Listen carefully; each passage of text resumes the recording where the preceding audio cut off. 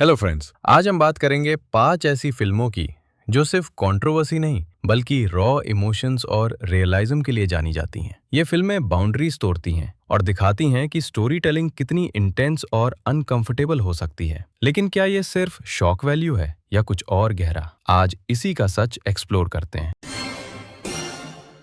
निम्फोमेनियाक 2013 की 2 पार्ट की erotic drama film है जिसे Danish film maker Lars von Trier ने लिखा और डायरेक्ट किया है। ये जो नाम के एक सेल्फ डायग्नोज्ड निम्फोमेनियाक की जिंदगी और सेक्सुअल अनुभवों को दिखाती है, जिसे शार्लेट गेंसबर्ग ने एक कन्फेशनल कहानी के स्ट्रक्चर के जरिए दिखाया है। ये फिल्म अपने साफ कंटेंट और फिलोसॉफिकल थीम के लिए जानी जाती है। ये फिल्म सिर्फ एक बोल्ड या एक्सप्लिसिट मूवी नहीं है, बल्कि एक तरह का डीप साइकोलॉजिकल और फिलोसॉफिकल एक्सप्लोरेशन भी है। लार्स वॉन ट्रायर ने इसे लगभग 4 घंटे लंबी एपिक स्टोरी के रूप में डिजाइन किया, जहां सेंसुअल बिहेवियर को सिर्फ फिजिकल एक्ट के रूप में नहीं बल्कि ह्यूमन साइकोलॉजी, गिल्ट, डिजायर और मोरालिटी की कॉम्प्लेक्स लेयर्स के जरिए दिखाया गया है। फिल्म का हीरो जो अपनी लाइफ की कहानी बताता है, कैसे बचपन से लेकर अडल्टहुड तक उसकी सेक्सुअल डिजायर्स उसकी आइडेंटिटी का एक बड़ा हिस्सा बन जाती हैं। ये नरेशन एक कन्फेशन जैसा फील देता है, जिसमें ऑडियंस को जज करने के बजाय समझाने के लिए इनवाइट किया जाता है। Blue is the warmest colour is 2013 की एक फ्रेंच रोमांटिक ड्रामा है जिसे अब्दुल लतीफ केचीचे ने डायरेक्ट किया है और ये जूली मारो के ग्राफिक नॉवल पर आधारित है। ये 2 जवान औरतों के बीच के पैशनेट रिश्ते को दिखाती है जो नेचुरल इंटेंसिटी के साथ आइडेंटिटी, सेक्सुअलिटी और इमोशनल ग्रोथ को एक्सप्लोर करती है। फिल्म में काफी सारे एक्सप्लिसिट लेस्बियन सीन्स हैं जिन्हें मेन स्ट्रीम फिल्मों के लिए डाइजेस्ट करना मुश्किल है। ये फिल्म सिनेमा इतिहास में एक बहुत ही अनोखी जगह रखती है, सिर्फ अपनी कहानी की वजह से नहीं बल्कि उस पहचान की वजह से भी जो इसे मिला। कांस फिल्म फेस्टिवल में जब इसे प्रतिष्ठित पाल्मे डियोर अवार्ड दिया गया तो ये एक दुर्लभ पल था, क्योंकि ये अवार्ड सिर्फ डायरेक्टर को ही नहीं बल्कि दोनों लीड एक्ट्रेस को भी दिया गया। अब्दुल लतीफ केचीचे के साथ साथ लेया सेडॉक्स और इदेल एक्सारचोपोलोस को भी बराबर क्रेडिट मिला, जो काफी अनोखा है और ये दिखाता है कि फिल्म की इमोशनल गहराई और परफॉर्मेंस कितनी पावरफुल थी। फिल्म की कहानी एक जवान लड़की एडेल की इमोशनल और रोमांटिक जर्नी को फॉलो करती है, जहां वो अपनी पहचान, प्यार और चाहत को समझने की कोशिश करती है। इसमें रिश्तों को बहुत ही रॉ, रियलिस्टिक और कभी-कभी अनकंफर्टेबल तरीके से दिखाया गया है। इसी रियलिज्म की वजह से फिल्म को क्रिटिकली बहुत तारीफ मिली, लेकिन इसी चीज ने शूटिंग प्रोसेस को भी काफी इंटेंस और थका देने वाला बना दिया।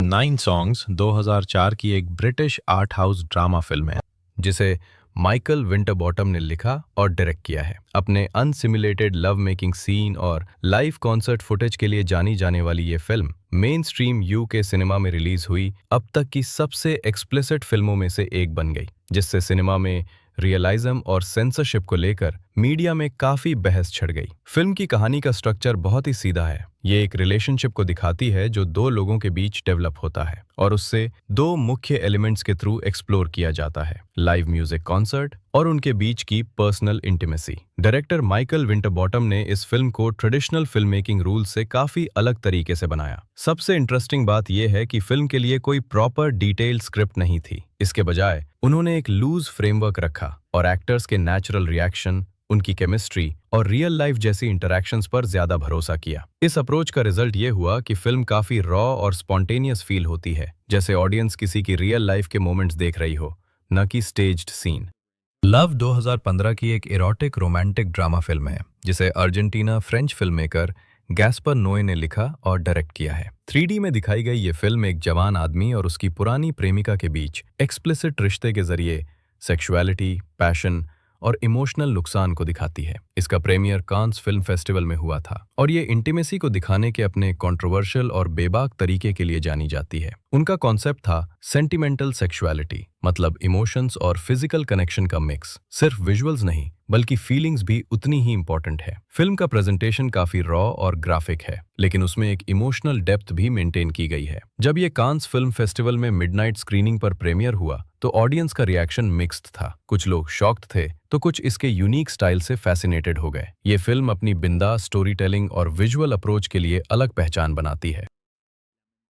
द ड्रीमर्स एक इरोटिक ड्रामा फिल्म है जिसे इटालियन फिल्म मेकर बर्नार्डो बर्टोलुची ने डायरेक्ट किया है। 1968 के स्टूडेंट दंगों के दौरान पेरिस में सेट ये फिल्म 3 नौजवानों के बीच के मुश्किल रिश्तों के जरिए सेक्सुअल अवेयरनेस, पॉलिटिकल आइडियलिज्म और सिनेफिलिया को दिखाती है। ये अपने एक्सप्लिसिट कंटेंट और 1960 के दशक के आखिर की रेवोल्यूशनरी स्पिरिट को दिखाने के लिए जानी जाती है। ये फिल्म 1968 के पेरिस स्टूडेंट राइट्स 1968 के बैकड्रॉप पर सेट है, जहां बाहर पूरा शहर प्रोटेस्ट और रिबेलियन में डूबा हुआ है, लेकिन अंदर एक अपार्टमेंट में 3 यंग लोग अपनी अलग ही दुनिया जी रहे होते हैं। इसी फिल्म से ईवा ग्रीन ने अपना फियरलेस डेब्यू किया। फैमिली के वार्निंग के बावजूद उन्होंने बोल्ड रोल एक्सेप्ट किया और उनकी परफॉर्मेंस ने उन्हें तुरंत कल्ट स्टेटस दे दिया। फिल्म एक तरह से क्लासिक सिनेमा के लिए लव लेटर है। कैरेक्टर्स मूवीज के दीवाने होते हैं और अपनी लाइफ को भी फिल्मों की तरह एक्सप्लोर करते हैं। तीनों के बीच का बॉन्ड धीरे धीरे इंटेंस और कॉम्प्लिकेटेड हो जाता है, जहां फ्रेंडशिप और अट्रैक्शन की बाउंड्रीज ब्लर होने लगती हैं। क्लॉस्ट्रोफोबिक सेटिंग और बाहर के केओस के कंट्रास्ट से